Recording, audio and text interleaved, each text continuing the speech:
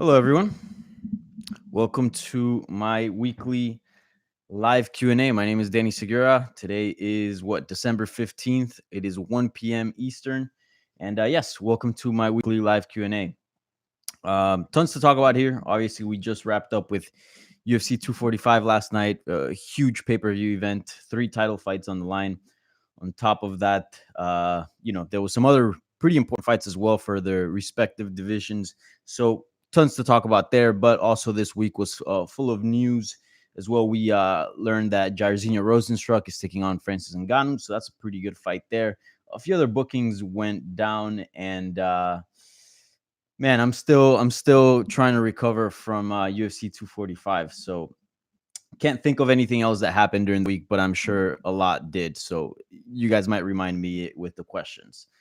So, anyways, if you're new to this and you don't know how this works, I've asked you guys to submit questions via Twitter, and I got those pulled up on the screen next to me, and I'll be answering those first. And then after, I will be taking things to the live chat where I will be doing the same, just answering those questions there. So, so if you didn't get to send anything via Twitter, don't worry. You can throw that on the live chat and I will get to it. It will just be last, but I will get to it. And that way we have some questions queued up and, we're able to start this right away with any delays. So I'm sporting here my Atletico Madrid jersey. I'm feeling nice and proud. We made Champions League on Wednesday, defeating Lokomotiv Moscow. What was it? Was like 3-0, 3-1. And then we beat Osasuna yesterday. Yeah, 3 p.m. I saw the highlights. Morata scored. Also, Saul had a pretty nice goal as well. So a nice, solid, clean sheet. And 2-0, not bad. So it looks like things are starting to look up here for Atletico Madrid. This is around the time you want to get informed. So hopefully we get our shit together and we do something this season, because so far it's not looking good. Also got my coffee. Dude, last night was rough. That pay-per-view last night ended at like 2 a.m. And then, obviously, us in MMA media have to work after that. So it was especially late night for me. So I'm still kind of recovering. And then for some reason, after a certain amount of time, I just can't. I can get tired to a certain extent, and then after a certain time, if it's just way too late or early, I just kind of lose. I'm still tired, but I have a difficult time sleeping. So that's what happened last night. So if I'm a little incoherent today, that's why. But hopefully, coffee will even things out. So without any further delay, let's get right into it. First question is asked by, let's see, Toba the Egg.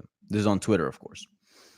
Was it an early stoppage? And Toba the Egg is obviously referring here to the Kamaru Usman versus Colby Covington fight. So initially, that's what I wrote. So that's probably where this question is coming from. I did think it was a tad early, but it wasn't a bad stoppage. Like, I don't have any complaints surrounding it. I would have liked to seen it go on a little longer, just to see, not because I hate Colby or anything like that, but just to see what would have happened. Because as soon as you saw the fight break, or the referee Mark Goddard call a halt to the fight, or wave the fight off, you just see immediately Colby complaining. And we've seen fighters that are extremely hurt and can barely walk, and they're all wobbling around the cage complaining about their stoppage. But he seemed composed. I think, and not only that, but like, he was also trying to improve position. I think once a fighter stops doing that and just shows up, that's when a fight is usually called off, right? Right.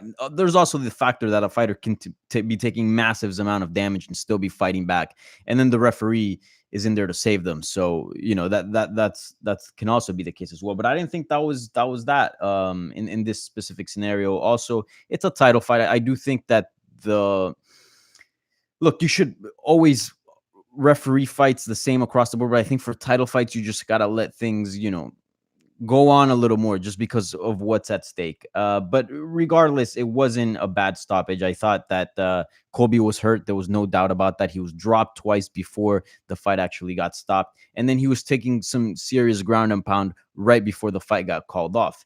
So it wasn't the worst stoppage in the world, but I do think Colby was fighting back. He was in the sort of in the takedown position, and had his arms around Kamaru Usman's legs, and was sort of, at least he looked to be in the fight up to a certain degree.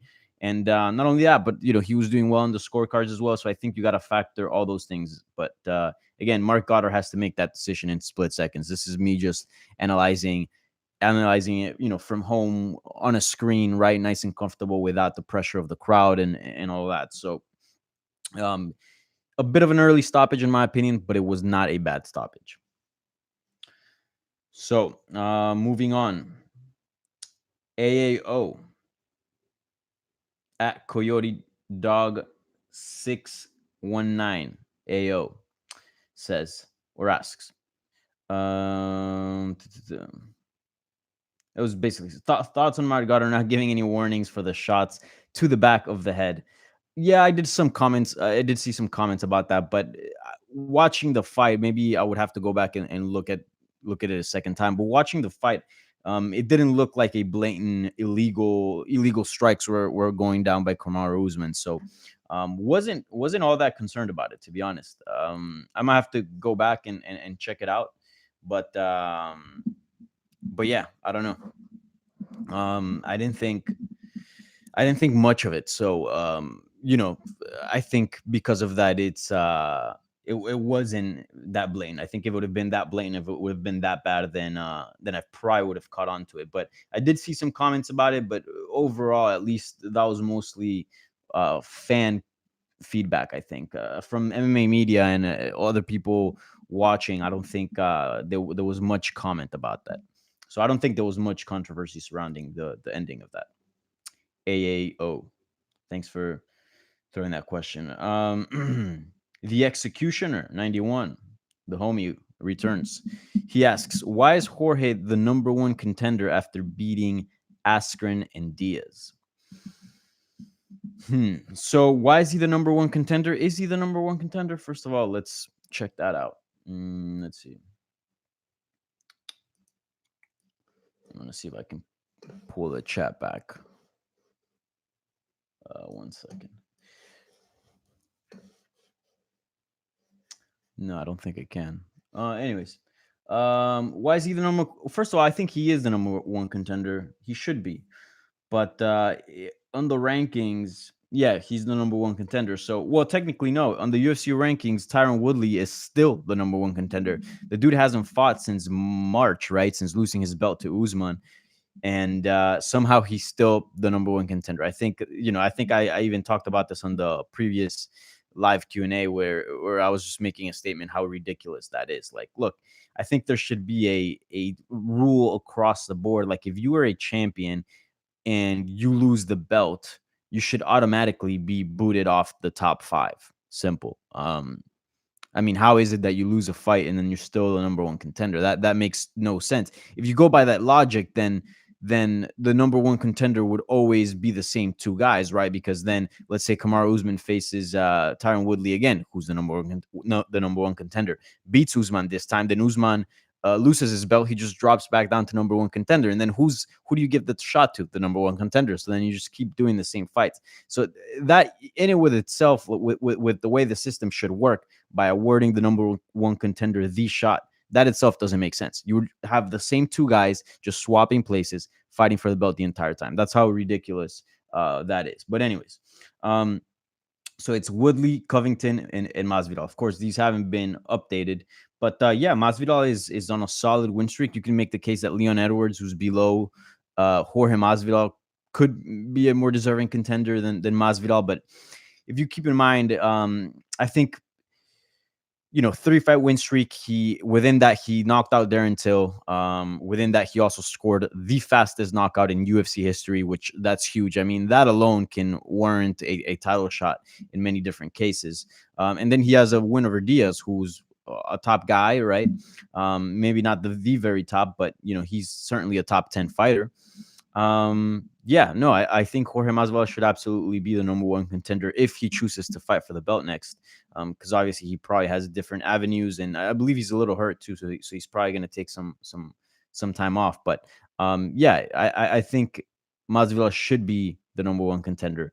And also, we're looking back at his record, and that I know the Askren win has lost some stock, but and that shouldn't be the case. I mean, at the time when Askren fought Masvidal, there was still some idea of Askren being possibly like one of the best welterweights there, right? I mean, entering the UFC, it was like it was him or GSP, right? Then we saw how the Robbie Lawler fight went, but that was controversial. And then from then on, I feel like we got maybe a better picture of where he was actually at in his career. But still, that was a big win. So yes, Jorge Masvidal, in my opinion, is the number one contender at 170. All right. The Executioner 91 again asks, is Colby versus Woodley next no-brainer? Possibly. I think Leon Edwards needs to be in a fight where it's basically a title eliminator bout. Um, Again, this all depends on a bunch of series of other things, right? Because if Jorge can't compete, it could be difficult to book a fight for a number one contender because by the time that gets figured out, and then they're ready to fight again, whoever comes out on top, then Jorge Masvidal will probably be able to return. So then you put yourself in a situation where someone's going to get screwed over or someone will just have to wait on the sidelines. And ideally, you don't want that. You want the title to keep on rolling. So if Jorge is going to be out for a bit, I don't know, maybe. Yeah, maybe I don't know. It doesn't sound too crazy to give Leon Edwards a shot and then make Colby Woodley as well. But Woodley versus Leon Edwards is not a bad idea either. Um, I don't know, hard to say, but yeah, that's not a bad fight.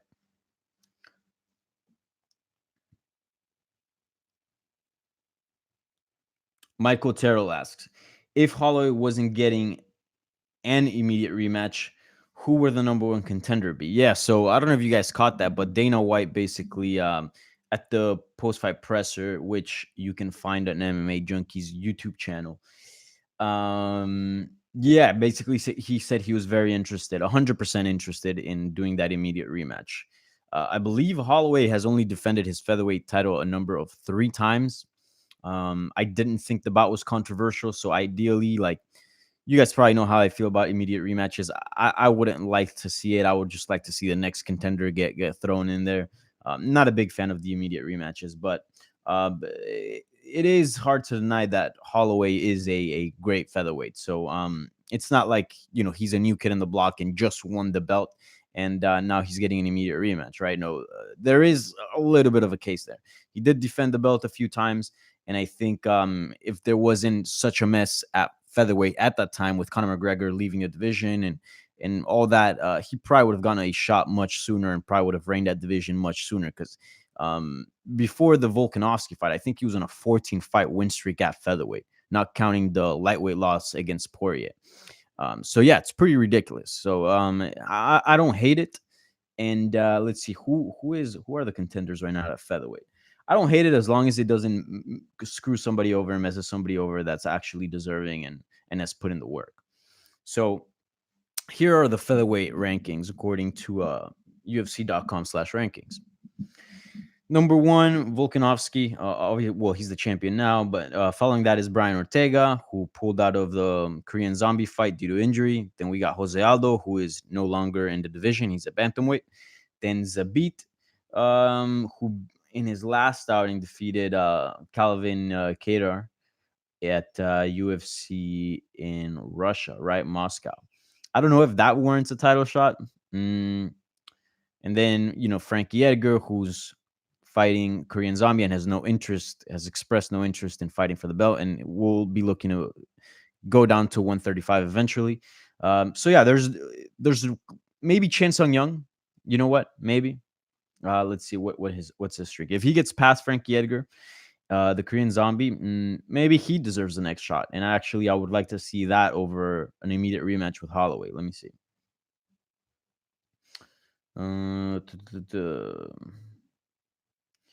Yeah, so he's on a 3-fight win streak here? Yeah, he's on a 3-fight win streak defeating Dennis Bermudez. Oh no, never mind. I'm sorry. No, he just bounced back. with a Renato Moicano win with a Renato Moicano win. And prior to that, he had lost that crazy Yair Rodriguez fight. So maybe he doesn't deserve it, actually. So yeah, actually, the immediate rematch doesn't sound all that bad, to be honest. Looking at the rest of the division, I think somebody there needs to make a clear cut case that they're number one contender, and there isn't one at right now. I mean, you can make a case for Zabit, but again, he just beat Kelvin Cater. I don't think that should warrant a title shot. And no offense to Kelvin, he's great. He's a great fighter.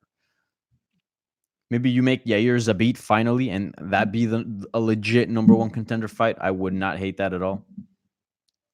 That could be a good option. But yeah, good question there, Michael Terrell. Let's see what else we got. Dun-dun-dun. All right, we got a couple more questions here. All right, Kipper Edwards on Twitter asks, "Hey Danny, it's great to see you starting this up. Thank you. With Kamaru Usman beating Colby and already beating everyone not named Jorge Masvidal, do you believe Jorge should be next? I'd like to see a rematch because that was the only real competitive Usman fight I've seen so far. Let me know." Yeah, so I kind of addressed this already. Yeah, I mean, I think Jorge Masvidal is the number one contender if he chooses to fight for the belt next. If he chooses to do whatever else and do some other money fights or whatever, maybe see what happens with Cerrone and Conor McGregor. I wouldn't hate that, and then you just put next man up, either Tyron Woodley or Leon Edwards. But yeah, I think Jorge Masvidal is the number one contender in that division. Mm-hmm.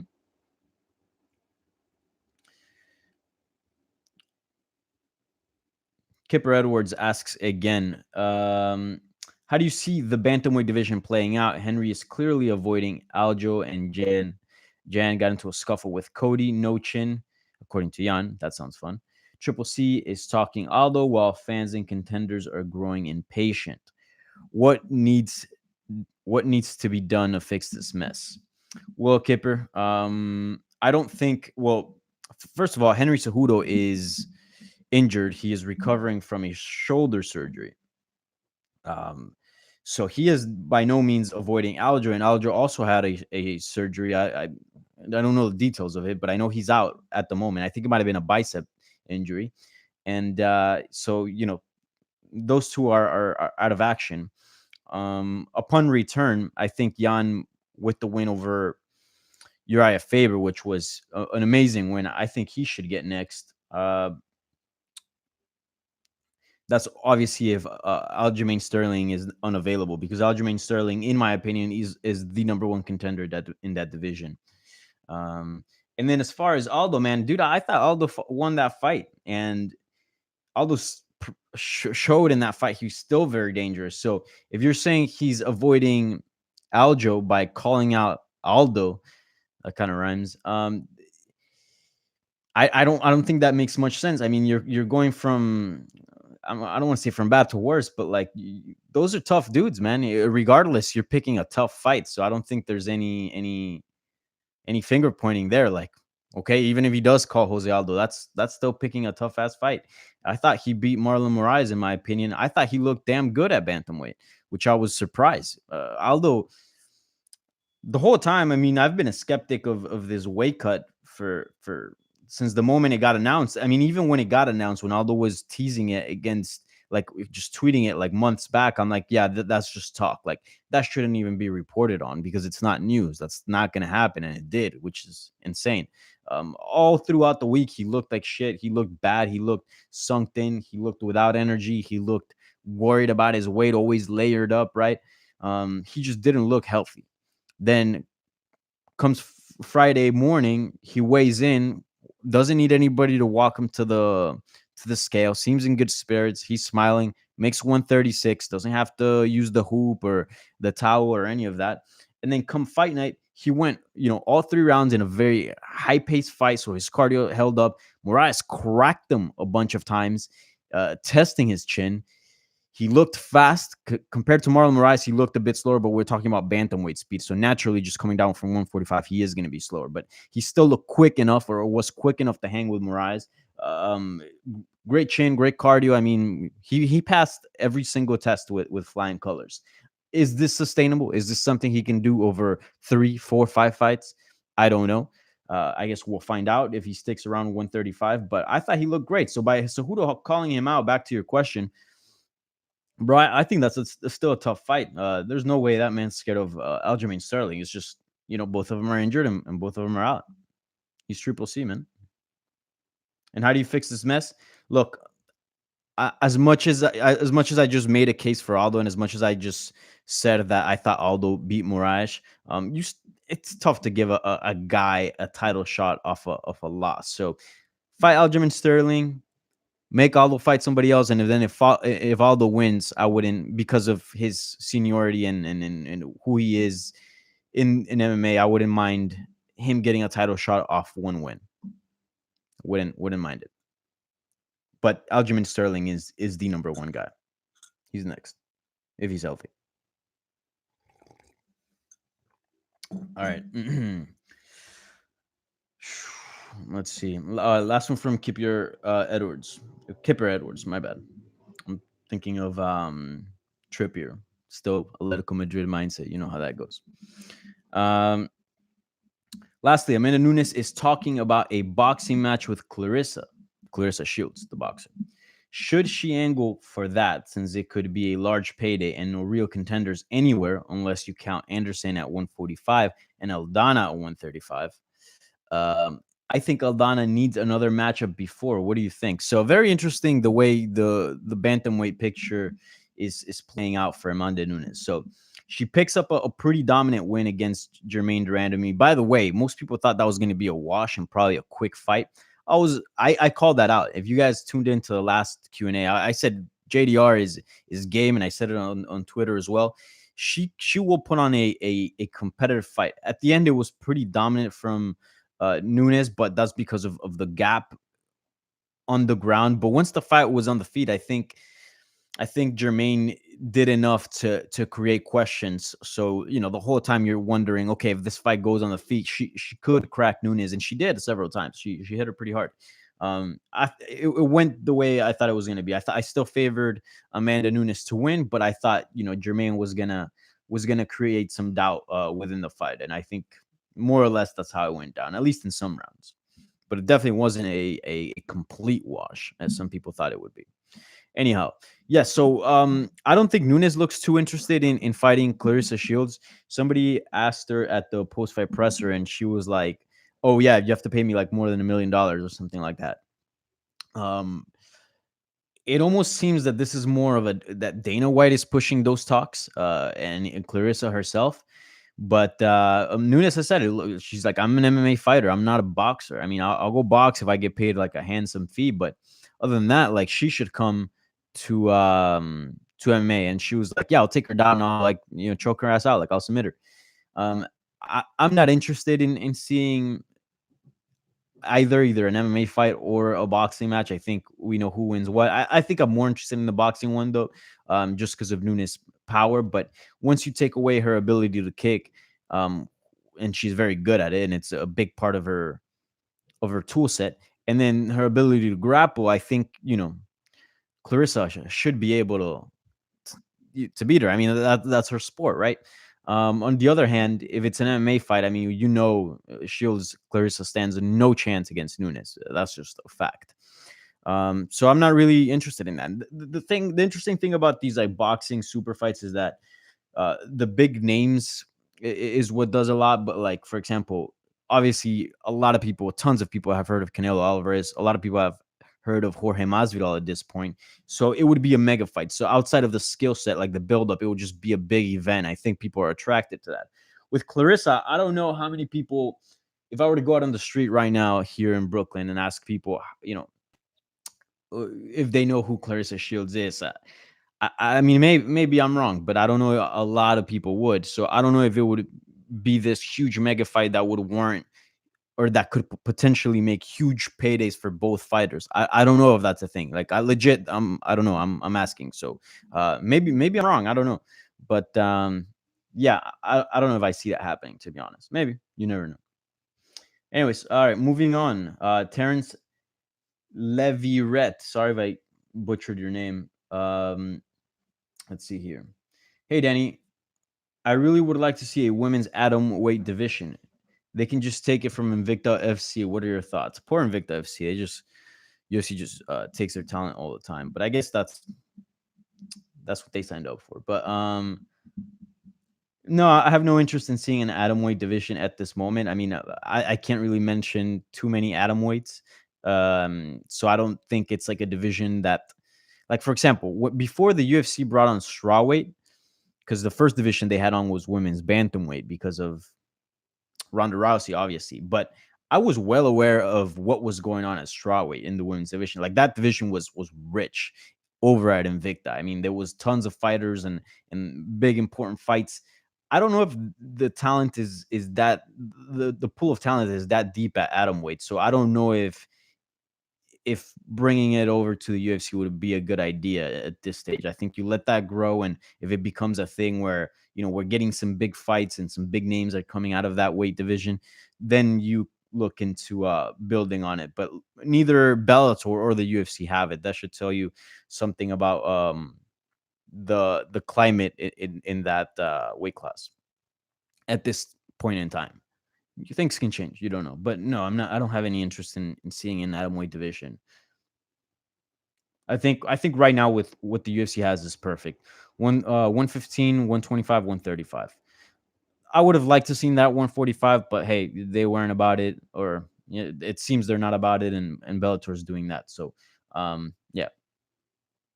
Mike Koch asks, do you think that because Colby was already starting to pull the curtain back on his gimmick and then ended up being finished with the extra gift of a broken jaw, that he can now stop being so annoying and just be a great fighter? I don't know.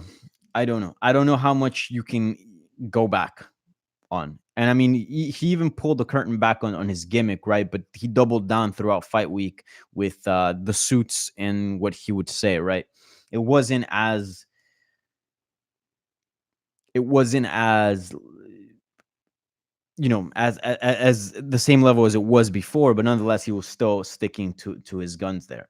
Um, Look, that's something that I tweeted about, and I think, like anything you put on the internet, some people are gonna have problems with it, some others are not. I tweeted, watching the fight. I think it was around the fourth round. I was just like, kind of like the Usman Covington fight, of course. I was just kind of in awe of how great this fight actually was. To be honest, it kind of caught me by surprise because, when two wrestlers meet, especially of that high level, it's usually not so great striking because the wrestling cancels out. Now, there's some few exceptions, especially as of recent. We saw Kevin Lee and Greg Gillespie go at it. That was a fantastic fight, but usually the rule of thumb is two great wrestlers that don't wrestle usually ends up being a boring striking fight. This was far from boring. This was a fantastic fight. Both fighters displayed amazing skill set. I mean, the body work that Kamaru Usman was doing was just fantastic. And you can tell Colby was hurting. And there's nothing better than seeing a well-placed body shot. So I was really enjoying that. Not that I have anything against Colby. I was also enjoying Colby striking, man. He was cracking Usman a lot, often, and quite hard. I think he rocked him a couple of times. And man, that fight was fun. That fight was real fun. And, I felt like the entire time the focus on surrounding this fight was, hey, look, these guys hate each other. Hey, look, Usman is an immigrant from Nigeria and Colby is this Trump MAGA guy, and look at everything they've said to each other and this and that. And the idea of both these guys being two of the best fighters at 170 pounds rarely got celebrated. And I think that should have been a big highlight because look how the fight turned out. Whatever you think of Colby, put that aside. We saw two world-class mixed martial artists go at it on Saturday night, and that should be celebrated. That should be celebrated. And I'm not saying, there shouldn't been any promotion or none of that should have been used as far as the trash talk and all. I'm sure that could have been a component. It should be. That's fight promotion. But I think we kind of, I don't know, lost track here of what this fight actually was. Because if you put all things aside, I believe what Covington was like on a 7-fight win streak, and the names he'd beaten, just very well deserved title shot. I mean, this was a great fight. And yeah, I don't know. But anyways, to answer your question, I don't even know what it was. Um, Oh, I don't think he's gonna abandon the gimmick. That gimmick is gonna always gonna be there. I thought he pulled back on it and was not so much on his usual self. We're talking about Colby here is because the whole reason why he did this is to get a title shot. Because wins alone weren't causing enough of traction for him for him to be generating fan interest in him getting a title shot. So he did all this paired with his skills in winning to get a title shot. And once he got the title shot, what is he going to talk himself into?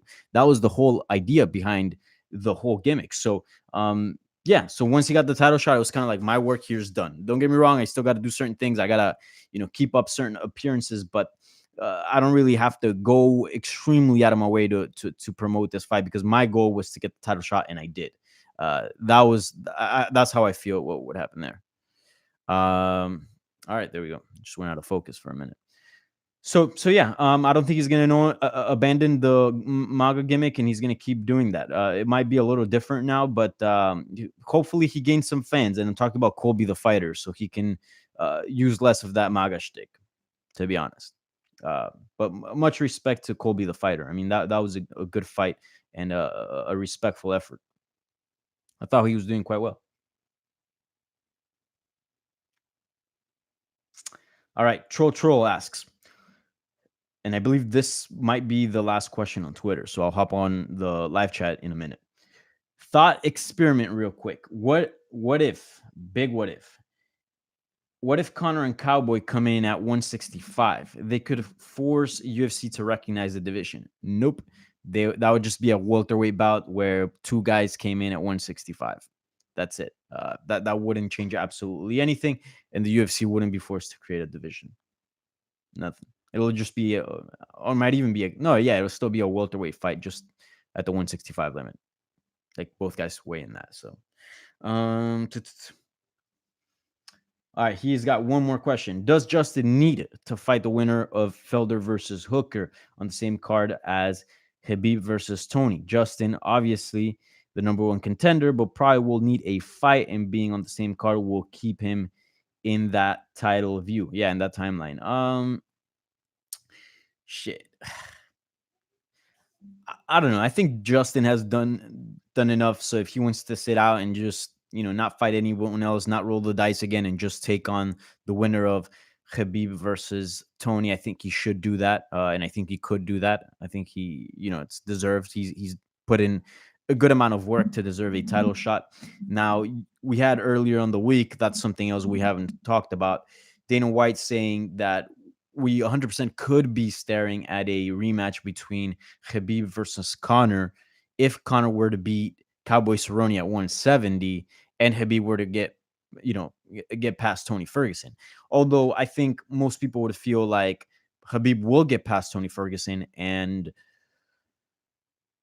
Connor will get past Cowboy Cerrone. That's still a tough parlay right there. I mean, those are still fairly decent ifs, right? Because Tony Ferguson is game, and you bet Cowboy Cerrone is game as well. Also, there's a lot of questions surrounding how McGregor's going to return and in what form. So, even though that's kind of seems to be the plan, they're still dealing with some pretty big ifs. So, Justin Gaethje could very well still be in this and be getting the next shot. I mean, because you don't know how those other two fights are going to play out. But yeah, man, if that's the way the UFC runs things, and we're obviously going to see the Cerrone McGregor fight play out first. Let's say if Connor wins and he really wants that Khabib rematch. I mean, most likely Justin will have to sit out for a while, and I don't know if he's the type of guy that would want to sit out for that long of a time. So he'll probably take a fight in the meantime. And Felder versus Hooker does seem to be a pretty high profile fight, and the winner there would just be elevated even further. So I guess that would make sense if we're going by the logic of McGregor getting a title shot, which I don't think we should consider, but that's the reality of things. So in my opinion, I think it should be done where Justin sits out and fights the winner of Khabib versus Tony. And that's what Khabib wants, low key. Like somebody asked him, he was at a press conference in Russia, and he was asked about that. And he's like, no, I don't think he would deserve a rematch. So I don't know how much actual leverage he has into deciding who gets the next shot at lightweight. I mean, he's the champ, right? But, also the UFC is the UFC, those are the bosses. So, all right. So I believe those are all the questions for Twitter. Let me just quickly go down my thread here just to make sure I'm not leaving anything out.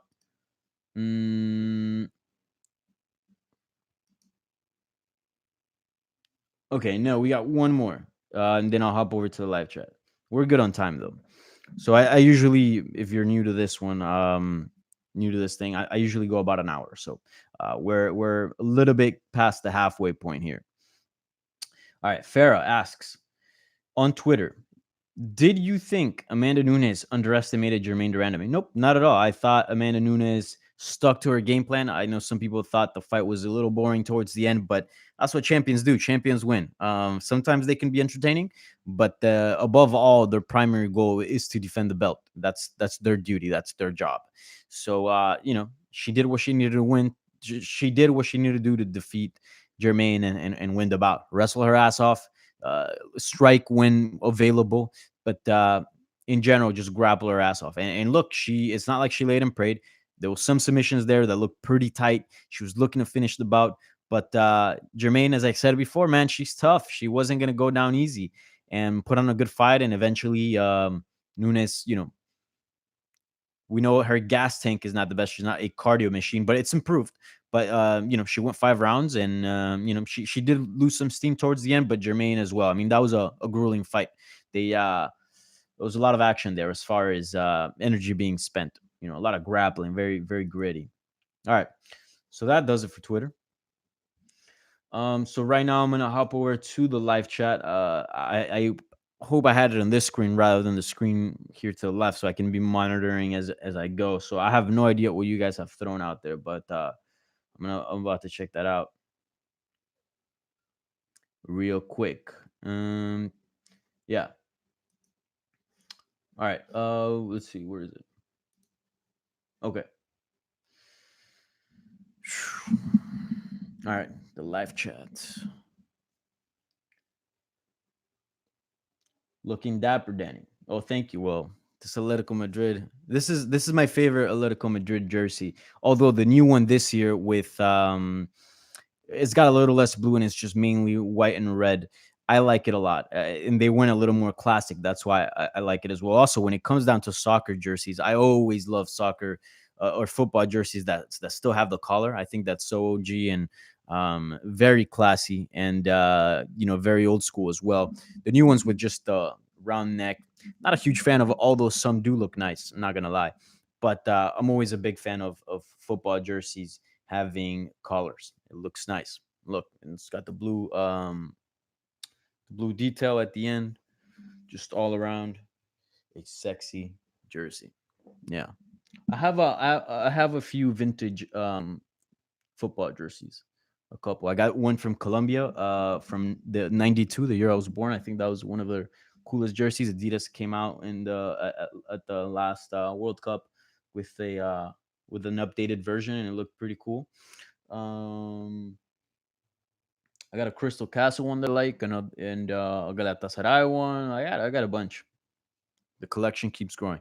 One time, some dude sent me one from where was it from?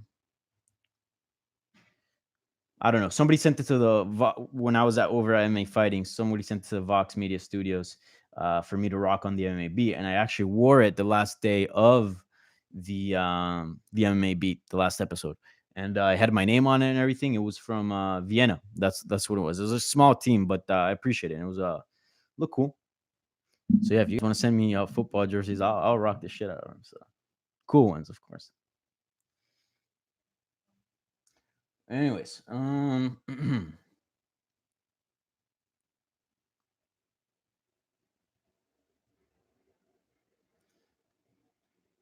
audio is perfect. A lot to talk about. Yes, indeed, Gary Freeman.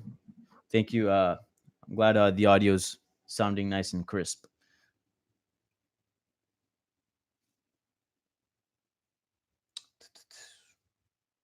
A lot of things that I already addressed. Let's see. Okay, yeah. Oh, something we have not talked about at all. So David Lackaby. Sorry if I'm murdering your name pronunciation. Alex Volkanovski looked pretty solid, which makes me think he will be a title holder for a while. Do you think he can go on a run longer to overtake Max or Aldo for the 145 pound goat? So I just want to say one thing real quick. Um, there was so much talk surrounding, and look, I like Max Holloway, and I think the body of work that he's put on is very impressive. This is not to discount him from any of his achievements, but I'll say this: even after the fact, and again, this is all debatable. I'm just here sharing my own opinion. Um, Joe Rogan was basically saying like, and I understand also his job is, he's a commentator, but he works for the promotion, so part of his job is also to promote. That's why he's on promos, right? I'm not saying anything outrageous here, but he was like, Volkanovski just beat like the greatest featherweight of all time, the GOAT. This is the guy. That was his fourth title defense. Let me pull that up. Can you believe Jose Aldo defended the title even more? Like, how is this even a topic of conversation? Like, Jose Aldo is by far the greatest featherweight of all time. I mean, don't get me wrong. Right after that is a guy named Max Holloway, which is still pretty impressive. And look, Jose Aldo set the bar really high, which is hard to get to.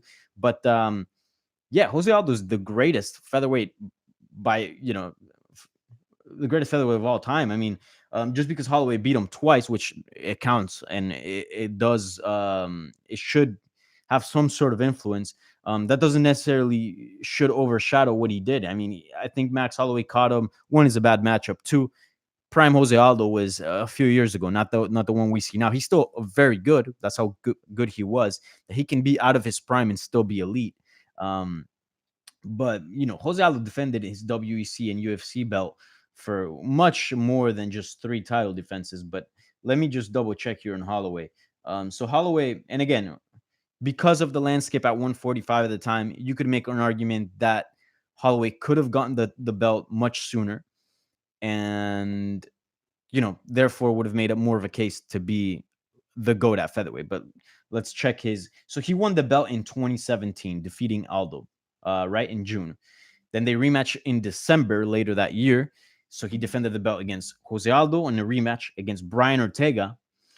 Went to 155, so we don't count that. Obviously, we're just analyzing his body of work at 145, and then defended against the belt against Frankie Edgar, who we can all agree he's probably, I mean, he's 38. He's probably past his prime. Again, a case like Jose Aldo, where he might not be in his prime, but he was so good, or he's so good that even outside of his prime, he can still be elite. Maybe even championship material. Maybe we'll see what happens at 135. For 145, he wasn't, and we saw that due to the outcomes. I mean, that was proven. So 3 title defenses, and 2 of those guys you can make the case that were outside of their prime. And Brian Ortega, you can say maybe he's not even in his prime. So compared to what Jose Aldo did, let's look at his featherweight record. And again, I'm not trying to discount Max Holloway. What he's done is pretty impressive. He's one of the greatest featherweights of all time, yes, but not the greatest. I mean, look at all those resumes. And WEC was basically the UFC because all they did was move that division over to the UFC. So I do hold his WEC defenses, in high regard. He beat legit guys. So he won the WEC belt in 2009. Shit, that was a decade ago, more than a decade ago. Yeah. So he won it against Mike Brown, who's super legit. People don't know how good that guy really was. If you started tuning in late, he's really good. Mike Brown was one of the best. So he won it against Mike Brown, then defended against Uriah Faber, who at the time was Faber. Then defended against Manny Gamburyan, who was legit at the time. Then goes over to the UFC and defends it against Mark Hominick, Kenny Florian, Chad Mendes, Frankie Edgar, much younger Frankie Edgar, Chan Sung Young, the Korean Zombie, Ricardo Lamas, right? Chad Mendes again, a second time. dude, that is 9 title defenses compared to 3. And look at the guys he fought. And then recaptures it, right? Loses to Connor, then fights, wins the interim one against Frankie Edgar, and then that's when he had the hiccups against Max Holloway. Max Holloway still has plenty of room. He's only 28 to surpass Jose Aldo, 100%. But not yet, not yet. He's still too young in his career to surpass the body of work that Aldo has put in over a decade. That's just my take on it. Shit, I kind of just went on a rant here. What was the original question? Oh yeah, Alex Volkanovski looked pretty solid, which makes me think he can be the holder for a while. Do you think he can go in a longer run to overtake Max or Aldo at 145? Anyway, so like I said, Jose Aldo really set the bar real high, so it's gonna take a while for him to pass Jose Aldo. Also, Volkanovski's 31. I know that's a young 31 because he hasn't taken a whole lot of damage in his MMA career, but you wonder how much he can do to surpass Jose Aldo with the time that he actually has in his hands. He probably has a good, I don't know, 4 or 5 years in him at most, right? 6 of being a top contender. I mean, that's really 6 might be pushing, right? He'd be like 37 at featherweight. You never know, but yeah, he's got a good. He could pass Max Holloway. We'll see. Again, if he defends the belt 3, 4, 5 times more than Holloway and it beats Holloway again in a rematch, I think you can make the case that Volkanovski passes Holloway in that case, especially if he beats him in the rematch. Because we're dealing with a prime Max Holloway here. So yeah, Volkanovski totally has what it takes to pass Max Holloway. Jose Aldo, in my opinion, is a little bit of a tougher task to surpass, but he can, yeah, of course. Volkanovski is a very skilled fighter, and yeah, we'll see. I'd be interested in the rematch because if you guys looked at the fight, Volkanovski really did really well the first 3 rounds, and then towards the end of the 3rd round, you can see Max Holloway kind of start figuring him out, and that's his whole thing. And he started landing hard, he started landing often. Then that 4th round comes around. I thought Holloway won the 4th round. And again, that 5th round, he was looking good. So it took him some time to get adjusted to Volkanovski's style. Volkanovski did his work and did his homework and showed up prepared, and that's why he was successful. But yeah, Max Holloway's game, and I think in the rematches, I think he's actually better suited for rematches. So 100%, I'm curious to see how that rematch goes down. Just as long as it doesn't screw over any deserving contenders, which we already discussed. There's no clear one at the moment. So yeah, I'm all for the rematch. And yeah, and Volkanovski's skilled. He has what it takes to become a featherweight goat if he really puts in the work. Yep. Good question, David Lackby. All right.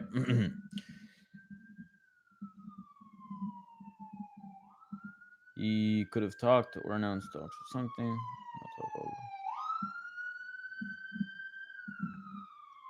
Let's see what else is here. How'd you score the first rounds for the first 4 rounds of Colby Usman? So I had the first 2 rounds Colby, then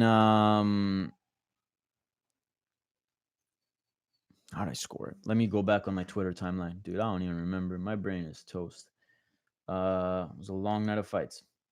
Let me look at my profile here because I throw in the score. So this should be documented somewhere in my timeline. Let's see.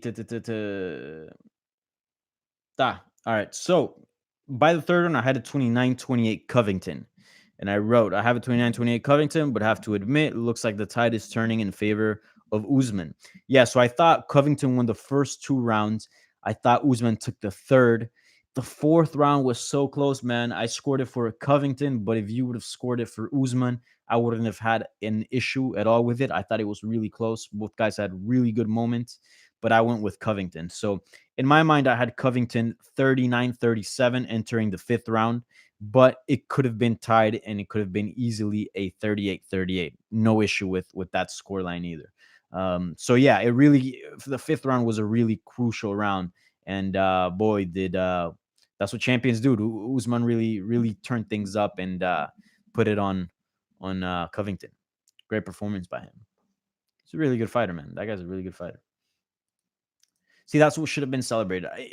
Even what I tweeted, what I was like, when I was like, yeah, it sucks that like the trash talk kind of overshadowed that these guys are actually 2 of the best mixed martial artists on the planet and they're fighting and this is an awesome fight. and still a lot of people were like, Usman sucks, Colby sucks. This is how polarized, right? This matchup got, where people were just blinded by whoever they chose to support, rather than admiring both guys' high level martial arts. So yeah, that's all I was saying. But that's proof right there that I mean, Usman does not suck. How can you watch that performance last night and say that Usman sucks? How can you say that Colby sucks? I mean, it's ridiculous. And if you say either fighter's boring, then you're not a fan of MMA, because that was a fantastic fight. Anyhow, but yeah, that's how I had it scored.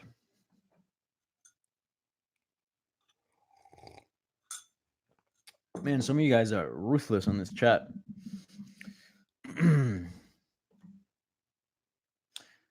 Almighty Khan, Aldo looked good at 135. I was worried for the guy. Same, dude. His chin held up. His speed was there. His cardio was there. He passed all the tests. Yeah. Again, I have questions. My skepticism now is obviously going down, but I do have questions as to how sustainable a run at 135 can actually be. But so far, man, he shut everybody up. He surpassed expectations by a lot. He looked good. I thought he won that fight.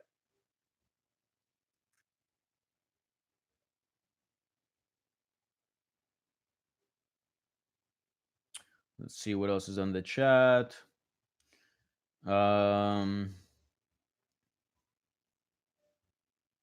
You were saying check Connor's Twitter. Oh yeah, he tweeted 145, 155, 170. What does that even mean? Like, he can fight at either? No, his 45 days are over. Obviously, fighting at 170, he can't fight at 155. Yeah, I don't know what people are freaking out about that tweet, but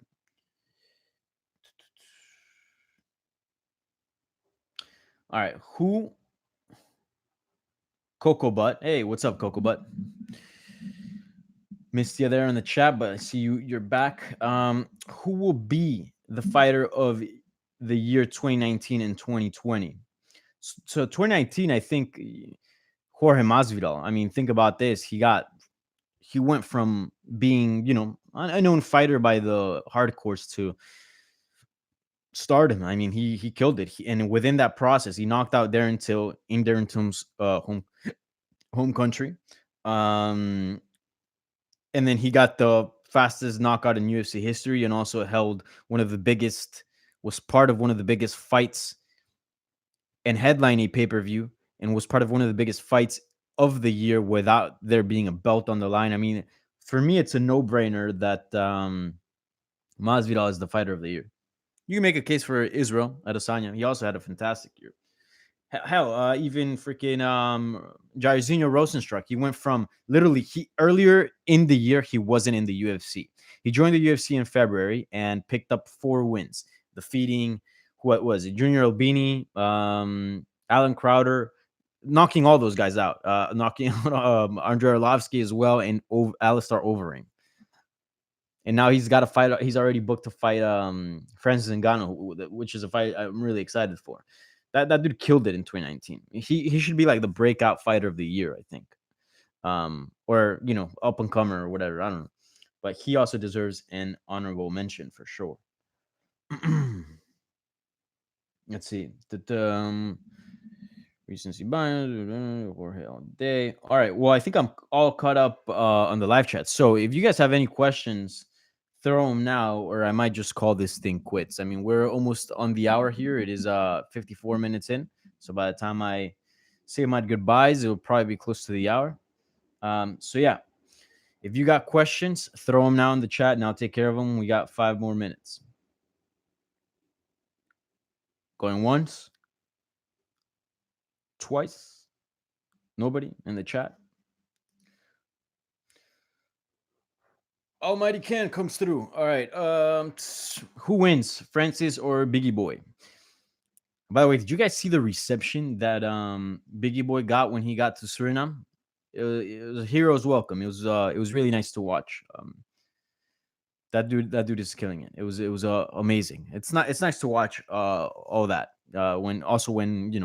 when when Holloway won the belt and he got back to Hawaii and people were waiting for him, there was like a whole parade and stuff. All that's nice to watch. I like it. But yeah, Jairzinho Rosenstruck put Suriname on the map, and yeah, he's killing it. So, anyways, who do I think wins? That's a tough one. I think Francis has more power. Obviously, Francis is the bigger guy. Mm, Jairzinho might be quicker. He still packs a lot of power, not as much power, but he still packs the power. I think his technique might be. I don't think well, yeah, I believe his technique is more polished.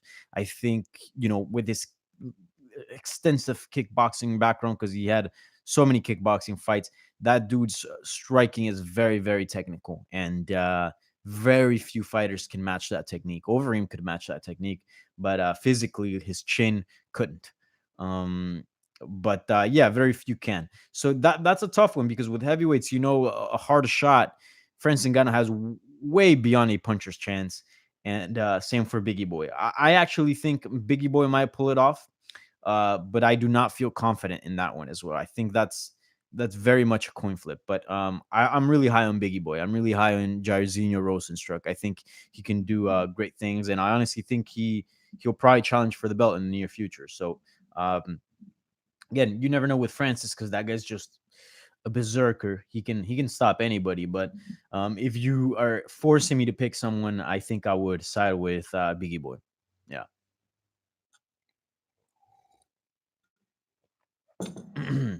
Israel A. Hey Danny, would you consider being a guest on Morning Combat? Sure. Yeah. That's a great show. Check it out. Luke Thomas and Brian Campbell killing it, doing great coverage of both MMA and boxing. So just combat sports, well, all around. David Lackaby again asks, after Faber lost, do you still think there's enough hype for the Dissler? Oh, do you think Dissler? Do you think there's enough hype for the Dillashaw versus Faber alpha male grudge match, or does he need another win? Yeah, sure. Look, the fact is that he fought Peter Yan, a very tough guy, and I think Peter Yan could very well do the same thing that he did to Faber to many top contenders. So it wasn't really that Faber is old. Sure, he could have maybe done better if he was younger, but Faber is still a pretty good fighter. I think I would still consider him a top 10 for sure in the division. Would he be a top 5? I don't know. I would have to look at it closely, but he's certainly a top 10 fighter at bantamweight. And, Dillashaw being a former champion, looking to come back after a big layoff, after getting suspended for EPO, and facing a top 10 fighter, that seems reasonable to me. And it just happens to be that he has a little bit of beef with Uriah Faber, and there's a built-in rivalry there. Sure, I'm all about it. I think that'd be a big fight. I hope, part of me, because that beef kind of got so personal, like I have some reservations as to how ugly it could get. I don't know, but I mean, because those guys were friends, so it's kind of hard to watch. Like, you guys hate each other, and you guys were you guys were best buds. That kind of sucks. But I mean, whatever, it is what it is. Yeah, I wouldn't mind seeing it. We'll see. We'll see what Faber ends up doing, because, you know, he might take some time off. I don't know, but Dillashaw's still going to be out for a while, because he's obviously serving his suspension. So who knows if Faber will be around by then, and also who knows where Faber will be by then, right? Because what if he loses a few matches between here and then, or what if he wins? You don't know. So there's a bit of unknowns there, but yeah, I think there is. That's a good fight. Yeah, that's a good fight. Could be on a pay-per-view, not main event, but like it could be a solid on a big pay-per-view, or it could also headline an ESPN show easily. Yeah, that's a good fight. Tristan Showerhouse. Shorehouse. Hopefully I said that right. Good takes. I appreciate you doing these on Sundays for people who work. Cheers. Yeah, man. I like doing these. I enjoy these. These are fun. Thanks for participating, tuning in, and asking questions. So I owe you guys the things, not the other way around. Um, Thoughts on Geoff Neal? Maybe Gilbert Burns. Yeah, dude, nobody does that to Mike Perry, and Geoff Neal just completely uh, beat the brakes off Mike Perry. Landed a beautiful left high kick, then followed up with punches. That guy is legit. That guy's dangerous, and he looks like he has a good head on his shoulders. Yeah, he's gonna go pretty far. I think the trash talking and promotion aspect is not really his thing. I don't think we've seen him exercise it all that much. I don't think he should. As long as you keep putting performances like that, you're bound to go to the top. Period. So yeah, that guy's good, man. That guy's good. I mean, so many fun fights for him. So many fun fights for him.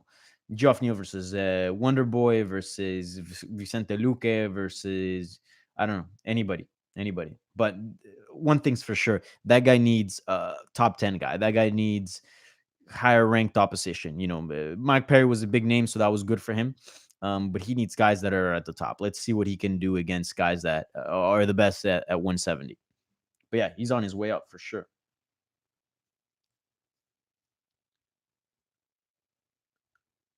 Yeah, Burns would be a good fight. Yeah, he's killing it too. All right. Yeah, I think that's it for questions. I am right on the dot, an hour and a minute here, 55, 57, 58 seconds. So yeah, I'm gonna call it quits here. So for those who are watching this live, please give this video a thumbs up, subscribe to the channel, even if you're not watching live, do the same. If you want, of course.